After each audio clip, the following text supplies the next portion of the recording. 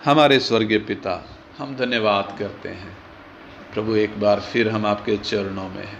आपने हमें मौका दिया है, विनती करते हैं प्रभु आप अपना वचन हमें सिखाएं प्रभु, अपने आत्मा के द्वारा हम पर खोलें प्रभु, आपका वचन हम समझें, सीखें और प्रभु इस वचन के सिद्धांतों के अनुसार हमारा जीवन बने, ताकि हमारा जीवन प्रभु आपके ग्रहण योग्य हो, आपको प्रसन्न करने वाला हो और प्रभु हम एक दूसरे के लिए आशीष का कारण बने, अंधेरे में पड़े हुओं के लिए प्रभु वो ज्योति बने, हाँ, ताकि वो भी प्रभु आपके उजियाले में आ सकें प्रभु। हमारा ऐसा जीवन बना, जहाँ जहाँ आपने हमें रखा है उस जगह में प्रकाश देते हुए हम नजर आएं। हमारी सहायता कर प्रभु, आपके हाथ में अपने जीवनों को सौंपते हैं पिता, यीशु मसीह के पवित्र नाम में मांगते हैं, आमीन आमीन।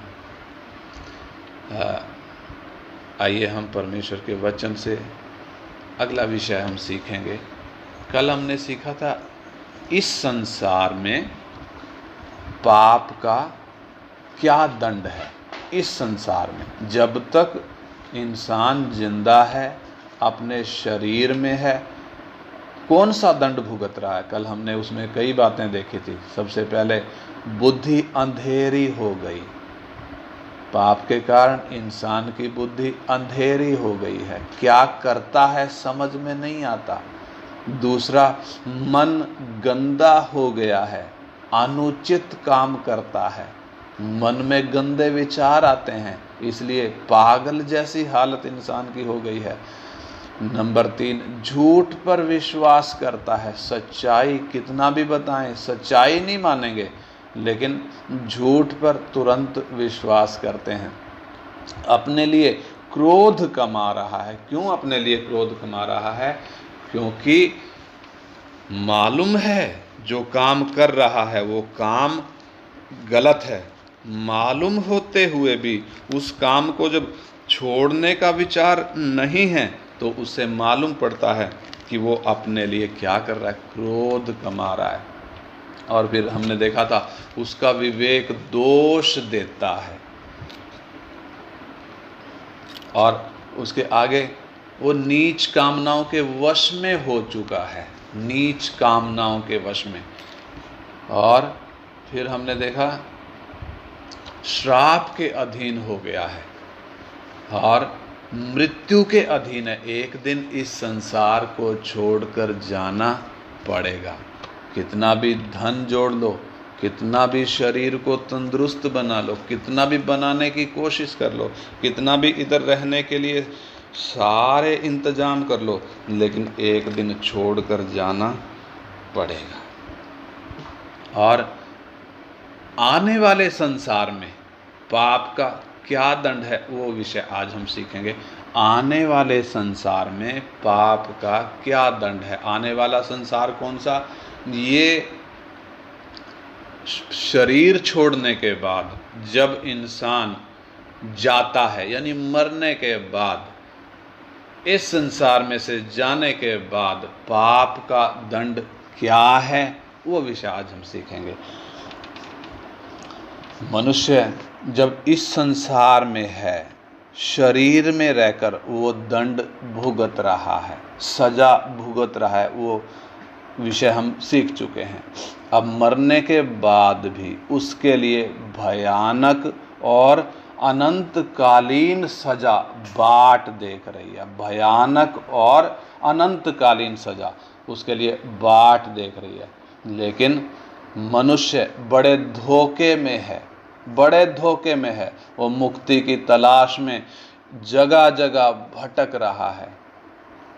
उसे बोला जा रहा है कि इस जन्म में अच्छा कर्म कर लो तो अगला जन्म अच्छा मिलेगा, अगले जन्म में अच्छा फल मिलेगा। और अभी जो दुख भुगत रहे हैं वो पिछले जन्मों का फल है, इसलिए कम से कम इस जन्म में अच्छे कर्म कर लो तो अगला जन्म सही तरीके से मिल जाएगा, उधर फिर दुख नहीं होंगे। इसलिए इंसान पुण्य कमाने में लगा हुआ है, धर्म के काम करके वो पुण्य कमा रहा है, गरीबों को खिलाकर पुण्य कमा रहा है, भक्ति करके वो कोशिश कर रहा है कि किसी ना किसी तरीके से इस जन्म में अच्छे कर्म करे। लेकिन सच्चाई क्या है? सच्चाई ये है कि मौत के साथ ही, शरीर की मृत्यु के साथ ही अनंत काल की सजा शुरू हो जाती है। इसलिए यीशु मसीह जब इस धरती पर आए अपनी सेवकाई के टाइम में, वो ये घटना को भी साफ तौर पर बताए हैं। साफ तौर पर उन्होंने बताया है कि मरने के बाद इंसान जा कहाँ रहा है, कौन सी सजा भुगतने के लिए वो जा रहा है। प्रभु ने वो बात एक घटना के द्वारा साफ तौर पर बताई। आइए हम उस घटना को पढ़ते हैं। लूका 16 अध्याय। हमारे प्रभु यीशु मसीह ने जो घटना बताई, वो घटना को आज हम समझेंगे। थोड़ा उस घटना में जाकर हम देखेंगे और समझने की कोशिश करेंगे। परमेश्वर का आत्मा हमें सिखाए, उस प्रार्थना के साथ हम समझेंगे। लूका 16 अध्याय का हम 19 वचन से पढ़ें। एक धनवान मनुष्य था जो बैंजनी कपड़े और मलमल पहनता और प्रतिदिन सुख विलास और धूमधाम के साथ रहता था। लाजर नाम का एक कंगाल घावों से भरा हुआ उसकी डेवड़ी पर छोड़ दिया जाता था, और वह चाहता था कि धनवान की मेज पर की झूठन से अपना पेट भरे, यहाँ तक कि कुत्ते भी आकर उसके घावों को चाटते थे। ऐसा हुआ कि वह कंगाल मर गया और स्वर्गदूतों ने उसे लेकर अब्राहम की गोद में पहुंचाया। वह धनवान भी मरा और गाड़ा गया, और अधोलोक में उसने पीड़ा में पड़े हुए अपनी आंखें उठाई और दूर से अब्राहम की गोद में लाजर को देखा। तब उसने पुकार कर कहा, हे पिता अब्राहम, मुझ पर दया करके लाजर को भेज, ताकि वह अपनी उंगली का सिरा पानी में भिगोकर मेरी जीभ को ठंडा करे, क्योंकि मैं इस ज्वाला में तड़प रहा हूँ। परंतु अब्राहम ने कहा, हे पुत्र, स्मरण कर कि तू अपने जीवन में अच्छी वस्तुएं ले चुका है, और वैसे ही लाजर बुरी वस्तुएं, परंतु अब वह यहाँ शांति पा रहा है और तू तड़प रहा है। इन सब बातों को छोड़ हमारे और तुम्हारे बीच एक भारी गड्ढा ठहराया गया है, कि जो यहाँ से उस पार तुम्हारे पास जाना चाहे वे ना जा सके, और ना कोई वहाँ से इस पार हमारे पास आ सके।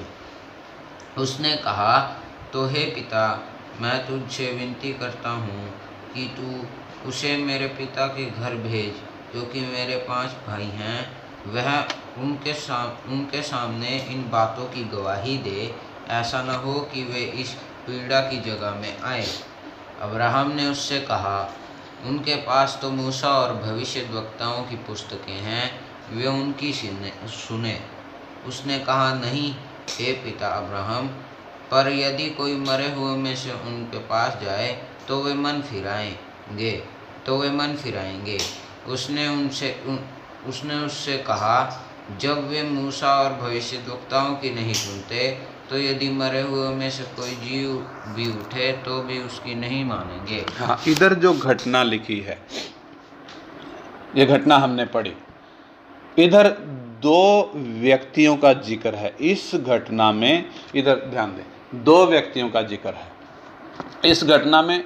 एक तो किसी धनी व्यक्ति का जिक्र है, जिसको 3 बार इस घटना में धनी व्यक्ति लिखा गया। ध्यान से इधर समझें, 3 बार उसको धनी व्यक्ति कहकर संबोधित किया गया। हमारे प्रभु ने उसको बात करते समय, उसका नाम होगा कोई ना कोई, लेकिन उसको नाम से ना पुकार कर उसको धनी व्यक्ति 3 बार बोला है। और दूसरी तरफ एक जो घावों से भरा हुआ एक भिखारी, एक बहुत ही गरीब व्यक्ति है, उसको उसके नाम से 4 बार पुकारा गया, लाजर करके 4 बार इधर लिखा गया है।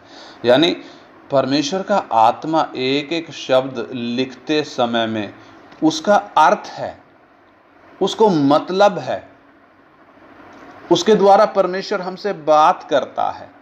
ये दोनों ही व्यक्ति विश्वासी हैं। अगर हमारे संदर्भ में देखें तो ये दोनों विश्वासी हैं, कारण दोनों अब्राहम की संतान हैं और दोनों ही इस्राएल में हैं, लेकिन दोनों की परिस्थिति बिल्कुल भिन्न है, एक दूसरे से बिल्कुल भिन्न है। धनी व्यक्ति के विषय में लिखा है कि ये धनी व्यक्ति बहुत ही धनवान था, बैंजनी कपड़े पहनता था, मलमल पहनता था, प्रतिदिन सुख विलास के साथ और धूमधाम के साथ रहता था। यानी इसके जीवन में कोई घटी नहीं थी।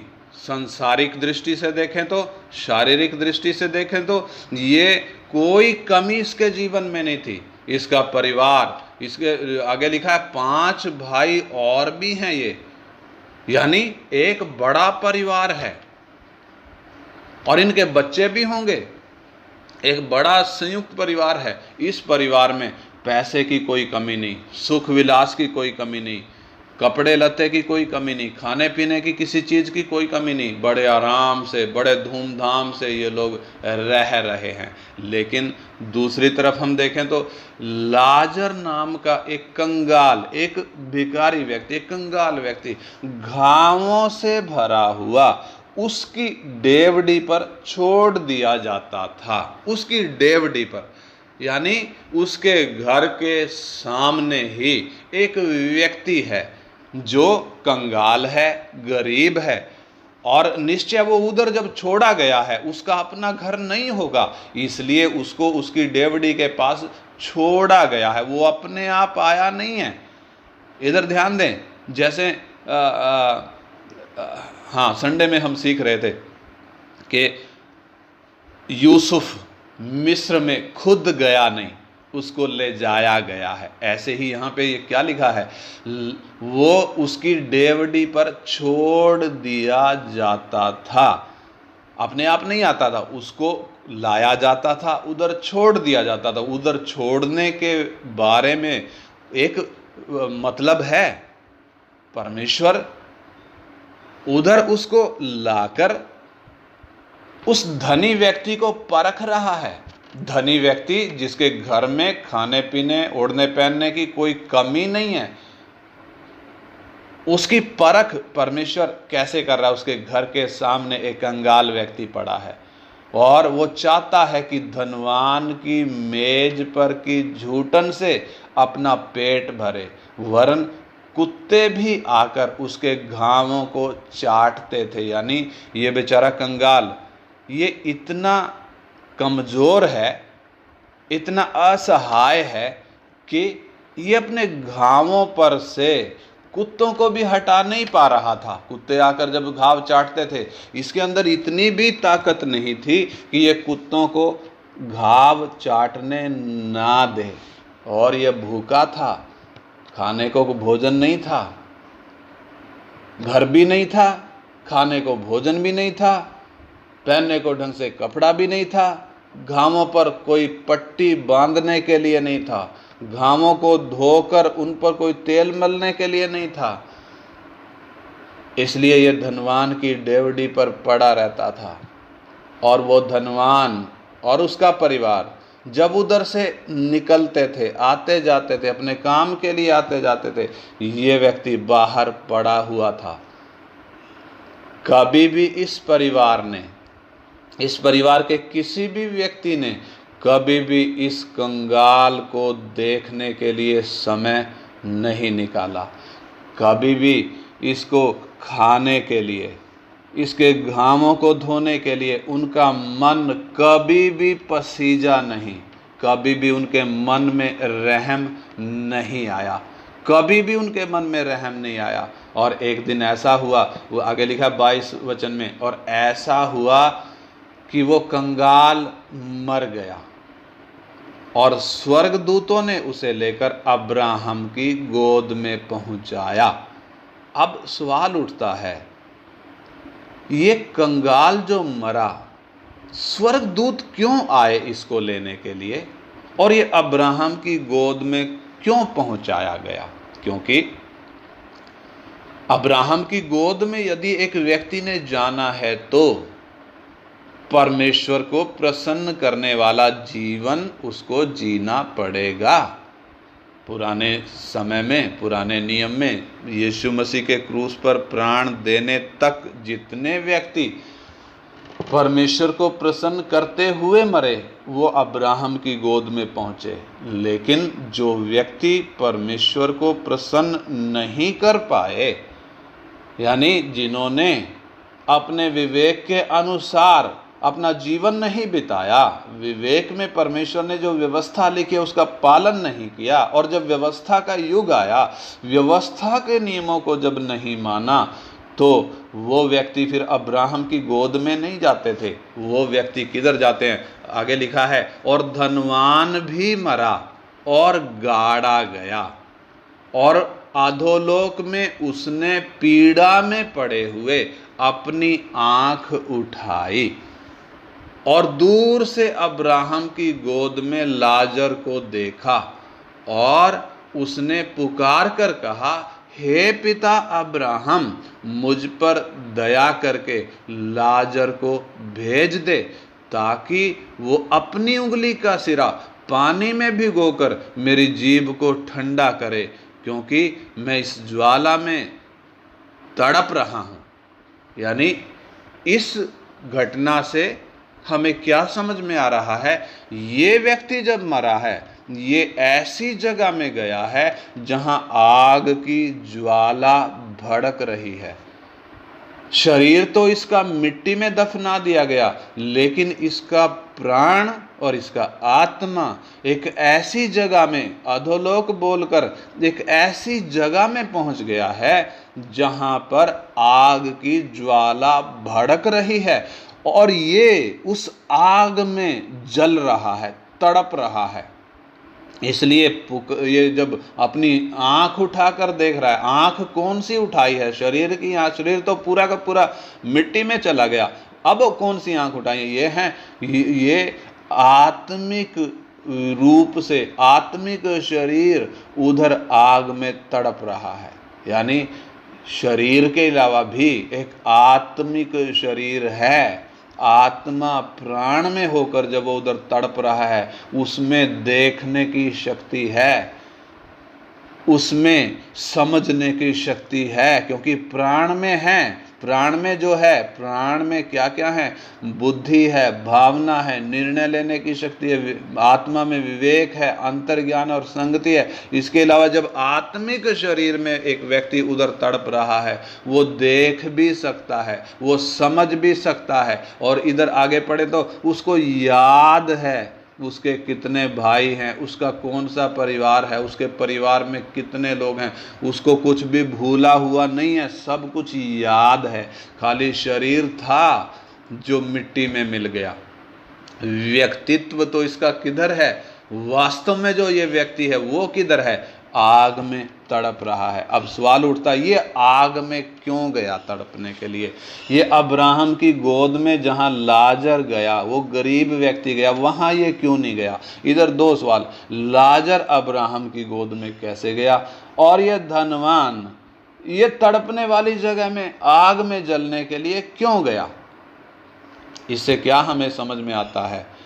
निश्चय लाजर जो कंगाल है, जो दुखी है, जिसके पास रहने को घर नहीं है, छत नहीं है उसके सिर पे, शरीर पे ठीक से कपड़ा नहीं है, शरीर उसका तंदुरुस्त नहीं है, खाने को रोटी नहीं है, शरीर में घाव हैं, कुत्ते आकर उसके घावों को चाटते हैं। ऐसी दयनीय स्थिति, दूसरे के दरवाजे के आगे पड़ा है, कोई इसको रहम करके एक टुकड़ा रोटी खिलाए, वो हालत में वो पड़ा हुआ है, तो ये अब्राहम की गोद में कैसे पहुंचा? सवाल ये उठता, ये अब्राहम की गोद में कैसे पहुंचा?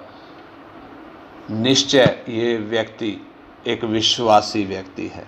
निश्चय इसने अपना जीवन, बेशक इसके पास कुछ नहीं है, शरीर में भी बेशक ये कंगाल है, पैसे से भी बेशक कंगाल है, लेकिन ये विश्वासी व्यक्ति है। इसने अपने जीवन में परमेश्वर को प्रसन्न किया है, इसलिए ये अब्राहम की गोद में पहुंचा है। अब्राहम की गोद का मतलब क्या है? इधर जो ये शब्द लिखा है अब्राहम की गोद, अब्राहम की गोद का मतलब इस्राएली जो अब्राहम की संतान थे, ये अब्राहम को अपना पिता मानते हैं, क्योंकि उसी के वंशज हैं, अब्राहम को अपना पिता मानते हैं। और जब एक व्यक्ति मरता है तो वो क्या बोलते हैं?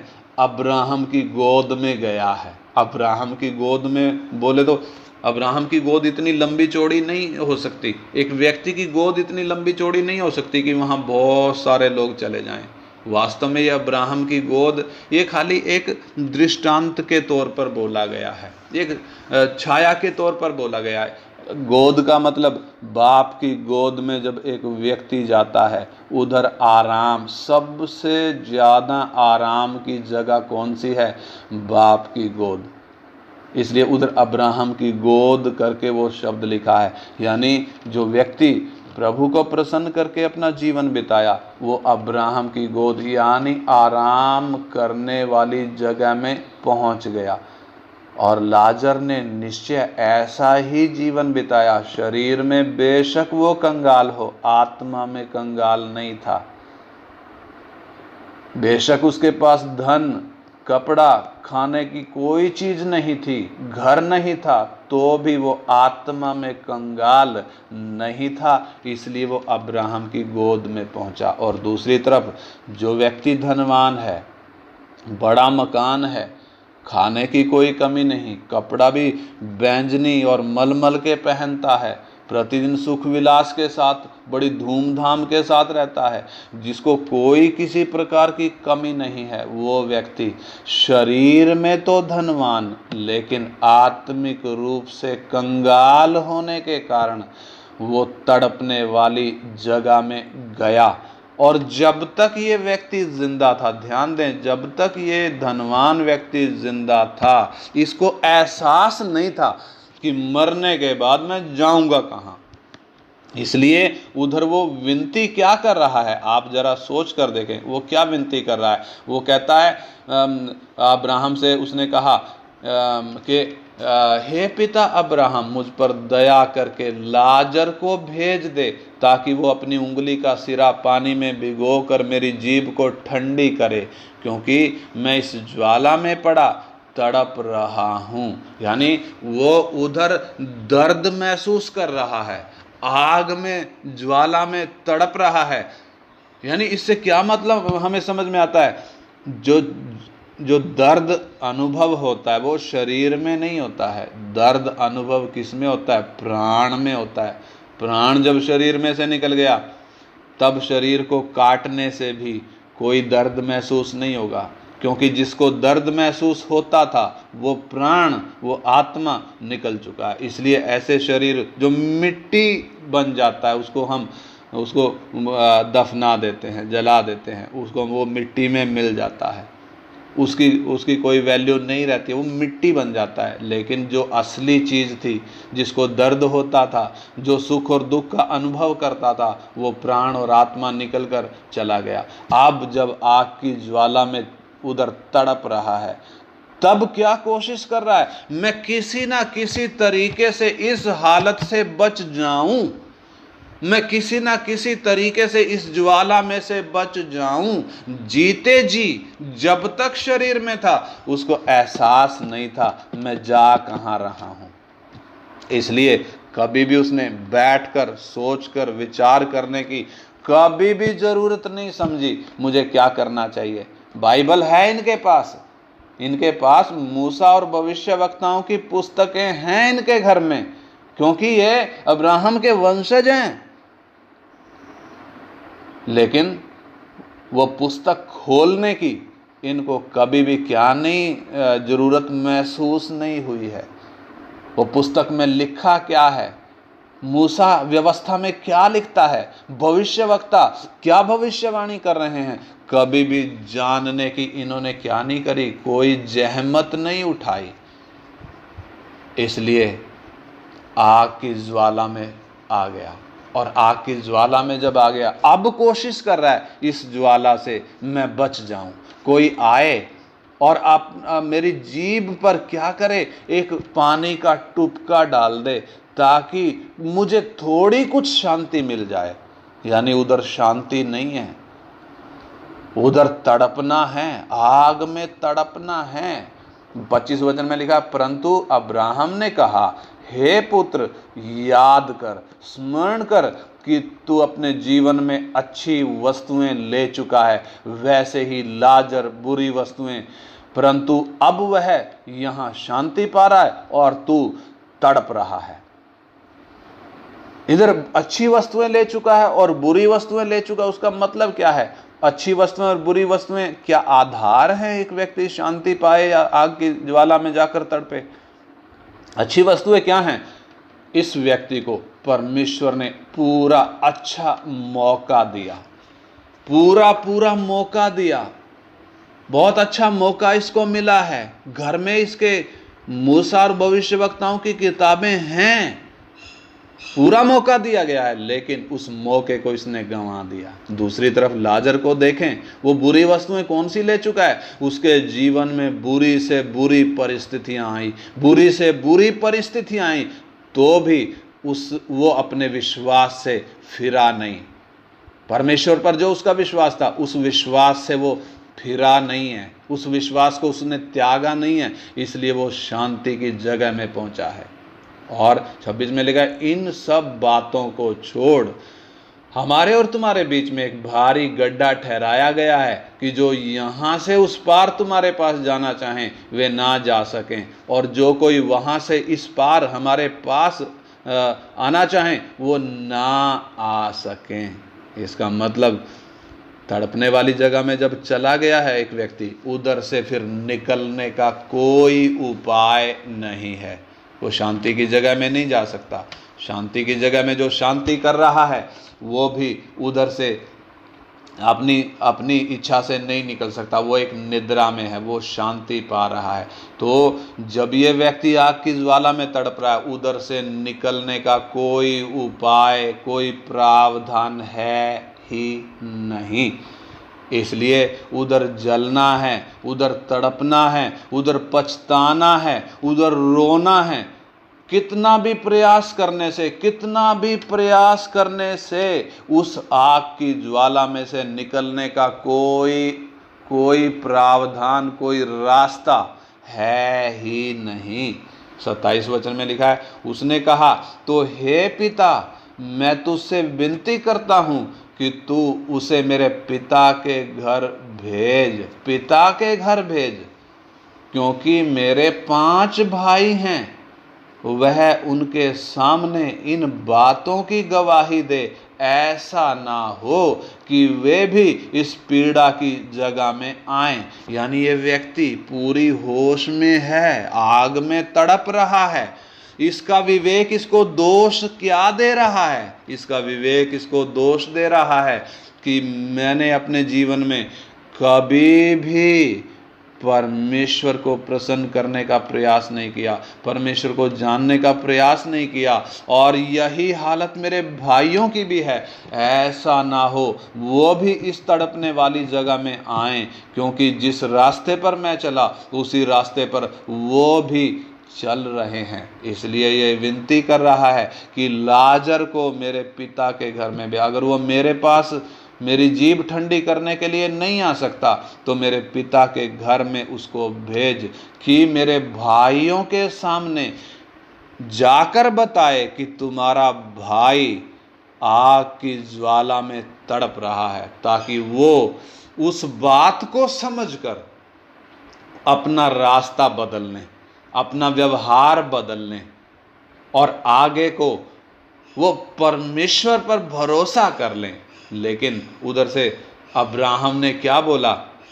29 वचन में लिखा है, अब्राहम ने उससे कहा, उनके पास तो मूसा और भविष्यवक्ताओं की पुस्तकें हैं, वे उनकी सुने। इसका मतलब क्या है? उनके पास जब मूसा और भविष्यवक्ताओं की पुस्तकें हैं, इसका मतलब वो विश्वासी हैं। अब्राहम के वंशज हैं, इसलिए मूसा और भविष्यवक्ताओं की पुस्तकें उनके पास हैं। वो उनकी सुने का मतलब बेशक कोई उनको आकर ना सिखाए, ध्यान देना, बेशक कोई उनको आकर इन किताबों में क्या लिखा है कोई आकर ना बताए, तो भी मूसा और भविष्यवक्ताओं की किताबों का घर में होना पर्याप्त है। ये व्यक्ति ने तड़पने वाली जगह में जाना है या इस व्यक्ति ने शांति पाना है, ये पुस्तकें तय कर देंगी। बेशक कोई पास्टर इनको सिखाने के लिए नहीं आ रहा है, बेशक कोई इनको बताने के लिए समझाने के लिए नहीं आ रहा है। परमेश्वर का धन्यवाद, आज परमेश्वर हमें प्रतिदिन सिखा रहा है। हमारे हाथ में जो परमेश्वर का वचन है, इसमें लिखा क्या है, इसका मतलब क्या है, परमेश्वर का धन्यवाद हो, प्रतिदिन परमेश्वर हमें सिखा रहा है। लेकिन असलियत में हम देखें तो यह धनी व्यक्ति के घर में 39 किताबें हैं। हमारी जो ये पुराने नियम की 39 किताबें हैं, वो किताबें उनके पास हैं, यानी पूरा पुराना नियम है, मूसा भविष्यवक्ताओं की किताबें हैं। परंतु ये जब उन किताबों में क्या लिखा है वो नहीं सीख रहे हैं, तो वो पर्याप्त है इनको दंड देने के लिए, नरक की आग में हमेशा तक तड़पने के लिए वो पर्याप्त है। इसलिए मैंने और आपने भी ध्यान देना है, परमेश्वर का वचन जब हमारे घर में है, हमारे हाथ में है, पर्याप्त है। कहीं ये हमारे लिए न्याय का कारण ना बन जाए। प्रतिदिन परमेश्वर हमें सिखा रहा है, कहीं ये क्लासें हमारे लिए न्याय का कारण ना बन जाए, इसलिए बड़ी सावधानी से हमने चलना है। पाप की और हमने मुड़ना नहीं है, बल्कि पाप को जैसे परमेश्वर देखता है उसी नज़र से हमने भी देखना है, और परमेश्वर को प्रसन्न करने वाला जीवन जिएंगे तो ही ये परमेश्वर का वचन जो हमारे हाथ में आया है इसका फायदा होगा। नहीं तो इसके कारण धनी मनुष्य को तो अन्य जाति को तो हो सकता है कम सजा मिले, लेकिन जिसके पास परमेश्वर का वचन है उसको भारी दंड है, उसको भारी दंड है। आगे 30 में लिखा है, उसने कहा, नहीं हे पिता अब्राहम, पर यदि कोई मरे हुओं में से उनके पास जाए तो वे मन फिर आएंगे। यानी मूसा भविष्यवक्ताओं की किताबें वो नहीं पढ़ते, घर में हैं तो भी धूल जमी हुई है, वो उनको नहीं पढ़ते, उनको नहीं मालूम क्या लिखा है। अब कोई मरे हुओं में से जिंदा होकर उनके पास जब गवाही देगा जाकर, तब उनको यकीन आएगा, तब वो मानेंगे। और इधर लिखा है, उसने उससे कहा कि जब वे मूसा और भविष्यवक्ताओं की नहीं सुनते, तो यदि मरे हुओं में से कोई जी भी उठे तो भी उसकी नहीं मानेंगे। यानी जब परमेश्वर का वचन उनके पास है, व्यवस्था उनके पास है, भविष्यवक्ताओं की किताबें जब उनके पास हैं, जब उनकी वो सुनते नहीं हैं, तो फिर कोई मरे हुओं में से जिंदा हो जाए तो उसकी भी नहीं सुनेंगे। और परमेश्वर का अनुग्रह आप देखें, परमेश्वर का अनुग्रह, मनुष्य का शरीर लेकर इस धरती पर आया, पापी मानव जाति के लिए बलिदान हो गया, पापी मानव जाति का पाप अपने ऊपर लेकर क्रूस की श्रापित मृत्यु ले ली, क्रूस पर मारा गया, बुरी मौत, श्रापित मौत मारा गया, और उसको कब्र में रख दिया गया। 3 दिन रात वो कब्र में रहा, और कब्र में हम देखते हैं वो तड़पने वाली जगह में भी उधर 3 घंटे जाकर तड़पा है, तब आकर क्रूस पर सब कुछ पूरा हुआ बोला है। उसके बाद 3 दिन रात जब कब्र में है, तीसरे दिन वो मुर्दों में से जिंदा हो गया, तीसरे दिन मुर्दों में से जिंदा हो गया, और उसने अनुभव पाया है। कौन सा अनुभव पाया है? ये तड़पने वाली जगह में जहाँ ये धनवान व्यक्ति तड़प रहा है, उधर जाने का उसने अनुभव पाया है। ताकि अब कोई भी व्यक्ति उधर ना जाए। कितना खतरनाक है ये तड़पने वाली जगह, उधर से कोई निकल नहीं सकता है। एक बार चला गया तो उधर से कोई निकल नहीं सकता है। उधर फिर कितना भी पछताने से, कितना भी मन फिराने से कोई लाभ नहीं है, क्योंकि उसके बाद तो मौका है ही नहीं। मन फिराने का कोई फ़ायदा है ही नहीं। मन फिराने का फ़ायदा तो तब तक है जब तक हम शरीर में हैं, तभी तक फ़ायदा है। और हम देखते हैं हमारा प्रभु मुर्दों में से ज़िंदा हो गया, और मुर्दों में से ज़िंदा होने के बाद उसने आकर गवाही दी।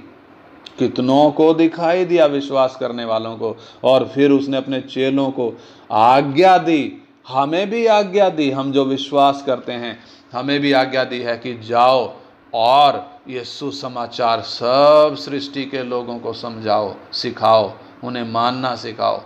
यानी हमारा प्रभु मुर्दों में से जिंदा होकर ये गवाही, ये सुसमाचार आज दुनिया भर में पहुंच चुका है। दुनिया के हर देश में, दुनिया के हर कोने में पहुंच चुका है। प्रभु ने कहा तो जब पवित्र आत्मा तुम पर आएगा तो तुम मेरे गवाह होगे, और यरूशलेम में, यहूदिया में, सामरिया में और पृथ्वी की छोर तक मेरे गवाह होगे। आज पृथ्वी की छोर तक जी उठे यीशु का सुसमाचार फैल चुका है।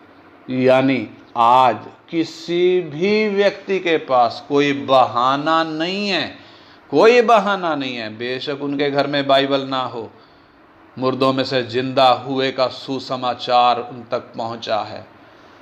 इस व्यक्ति ने जब कहा कि यदि कोई मरे हुओं में से उनके पास जाएगा तो वो मन फिराएंगे। आज हम देखें परमेश्वर का अनुग्रह, परमेश्वर ने यह वचन पूरा कर दिया।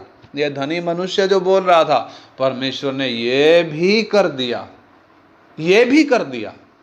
मरे हुओं में से जिंदा होकर हमारा प्रभु दुनिया भर में उसका सुसमाचार पहुंच गया है। इस घटना से हमने क्या सीखा है? इस घटना में दो व्यक्ति, लाजर और दूसरे का नाम नहीं लिखा। परमेश्वर के आत्मा ने उसका नाम भी लेना उचित नहीं समझा है। आप सोच कर देखें, धनी व्यक्ति बोला है, धनी मनुष्य। ये दोनों विश्वासी, लेकिन एक विश्वासी किधर पहुंचा और दूसरा विश्वासी किधर पहुंचा? आज हम देखें तो आज प्रभु यीशु मसीह के पास आने के लिए बहुत सी भीड़ है। बहुत से लोग क्या सोच कर आए हैं? हम धनवान हो जाएं, हमारा एक घर बन जाए, हमारे पास गाड़ी हो जाए, हमें नौकरी मिल जाए, हमारी दुकान चल जाए, हमारा बिजनेस अच्छा चल जाए, हमारे शरीर में तंदुरुस्ती आ जाए और हमारे जीवन में कोई दुख ना आए, सुख ही सुख आए। ये सोचकर भीड़ की भीड़ यीशु मसीह के पास आ रही है। भीड़ की भीड़ आ रही है। कितनों ने अपनी दुकान खोल रखी है, क्या करने के लिए? इनको आशीष देने के लिए, यीशु मसीह के नाम में इनको आशीष देने के लिए। आप सोच कर देखो, इस आशीष का फायदा क्या? ये धनी व्यक्ति के पास यही तो आशीष थी। क्या ये आशीष उसको शांति की जगह में ले जा पाई? नहीं ले जा पाई। कहाँ चला गया? तड़पने वाली जगह में चला गया। क्यों चला गया? इसने अपने जीवन में पाप में ये खेला है, पाप से इसका छुटकारा नहीं हुआ है, इसलिए तड़पने वाली जगह में गया। हमने क्या सीखा? आने वाले संसार में पाप का दंड क्या है?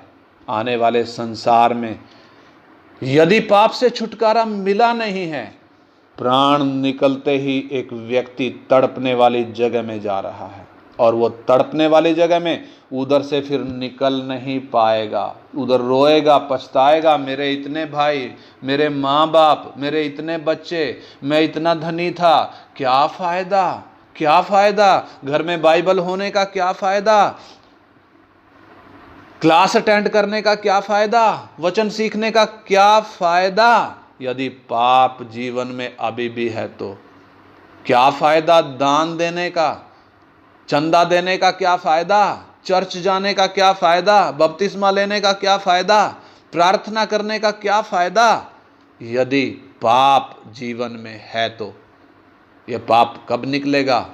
जब इस पाप से हम मन फिराएंगे, जीते जी जब इससे मन फिराएंगे, जीते जी जब हम प्रभु को अपना प्रभु मानेंगे, यीशु को अपना प्रभु और उद्धारकर्ता स्वीकार करेंगे, तभी इस पाप से छुटकारा है। वरना कितना भी धन दौलत हो, कितना भी तंदुरुस्ती हो, नरक की आग बाट देख रही है, नरक की आग बाट देख रही है। ये कोई बूढ़ी माता की कहानी नहीं प्रभु बता रहा है, ये घटना है। इसमें दो व्यक्तियों का जिक्र है, दोनों के विषय में उनका जीवन कैसा है उसका वर्णन है, नाम इधर लिया गया है। यह सच्ची घटना है, और यह सच्ची घटना जब हमारे प्रभु के मुंह से निकली है, ये कितना सच है हम सोच सकते हैं। ये बूढ़ी माता की कहानी नहीं है, बल्कि ये सत्य है। एक व्यक्ति मरने के बाद जा कहाँ रहा है? अगर पाप में जीवन बिताया है तो हमेशा के लिए आग में तड़पने के लिए जा रहा है, उधर से निकलने का कोई सवाल नहीं है। मैं और आप आइए सोच विचार करें। हमें सौभाग्य मिला, हम हमारे प्रभु के पास आए, हमें सौभाग्य मिला, हमारे हाथ में परमेश्वर का वचन है। बेशक हमें कोई सिखाने वाला ना हो, हमारे अंदर परमेश्वर ने ज्ञान और समझ दिया है, पवित्र आत्मा दिया है जो हमें ये वचन सिखा सकता है। ये वचन हमारे हाथ में जब है, हमारे लिए ये न्याय का कारण ना बने, हमारे लिए ये आशीष का कारण बने। हमारे लिए आशीष का कारण कब बनेगा? इसमें लिखी हुई बातों को समझकर जब हम इनके मुताबिक चलेंगे। न्याय का कारण कब बनेगा? इसमें लिखी हुई बातों की तरफ जब हम ध्यान नहीं देंगे, अपनी इच्छाओं के अनुसार जब हम चलेंगे। धनी व्यक्ति अपनी इच्छाओं के अनुसार चला, इसलिए अब वो तड़प रहा है, पछता रहा है, रो रहा है। कोई फायदा नहीं है, कोई फायदा नहीं है। अब रोने का कोई फ़ायदा नहीं है। जीते जी जब तक शरीर में है तभी तक फ़ायदा है। इसलिए आइए हम प्रार्थना करें। हे परमेश्वर, मुझे दिया गया सौभाग्य मैं धन्यवाद करती हूँ कि तूने मुझे ये सौभाग्य दिया है। प्रभु, आज से, अभी से मैं गंभीर होना चाहता हूँ। मेरी सहायता कर, पवित्र आत्मा मेरी सहायता कर। ये वचन जो मेरे हाथ में है, इसको सीखने के लिए प्रभु अब से मैं और गंभीर और आज्ञाकारी बनना चाहती हूँ। आइए हम प्रार्थना करें।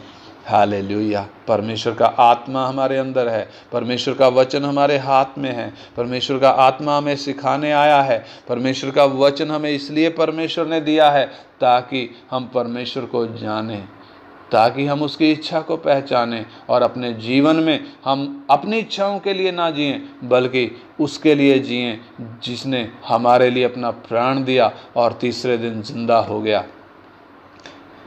आइए हम प्रार्थना करें। हमारे स्वर्गीय पिता, हम धन्यवाद करते हैं आपके इन पवित्र वचनों के लिए। प्रभु, ये घटना में हमने देखा प्रभु किस रीति से एक व्यक्ति, प्रभु, उसके पास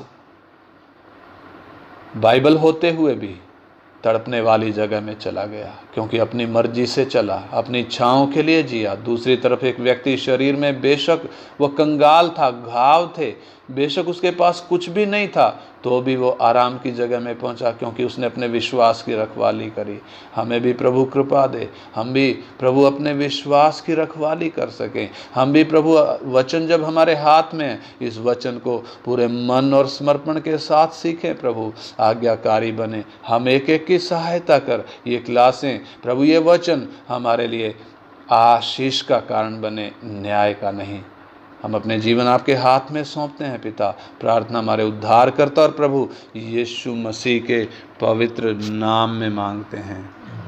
आमीन, आमीन। Hallelujah, hallelujah.